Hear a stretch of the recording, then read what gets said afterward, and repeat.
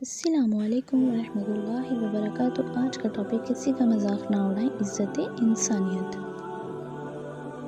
اللہ تعالیٰ نے قرآن پاک میں انسانوں کی عزت کا بہت خوبصورت درس دیا ہے۔ سورۃ الحجرات کی آیت نمبر 11 میں ایک اہم اخلاقی سبق دیتی ہے۔ اللہ تعالیٰ فرماتا ہے کہ کوئی قوم دوسری قوم کا مذاق نہ اڑائے، کیونکہ ممکن ہے جس کا مذاق اڑایا جا رہا ہے وہ اللہ کے نزدیک بہتر ہو۔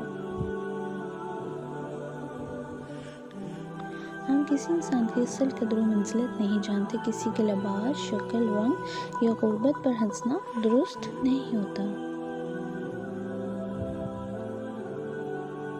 کسی کی کمزوری کو لوگوں کے سامنے بیان کرنا بھی دل آزاری ہے۔ بعض اوقات ہمارا ایک جملہ کسی کے دل کو بہت گہرا دکھ پہنچا دیتا ہے۔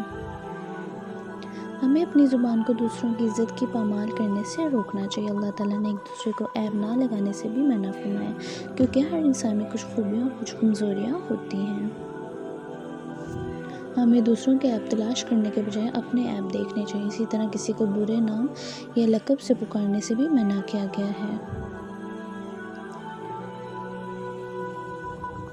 مزاح میں کہے گئے الفاظ بھی کبھی کبھی دل میں زخم چھوڑ دیتے ہیں، اس لیے بولنے سے پہلے سوچنا بہت ضروری ہے۔ کیا میرے الفاظ کسی کا دل تو نہیں توڑیں گے؟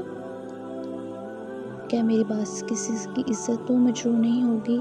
اگر جواب ہاں ہے تو ہمیں خاموش رہنا بہتر سمجھنا چاہیے۔ ایک مسلمان کی پہچان صرف عبادت نہیں بلکہ اچھے اخلاق بھی ہے۔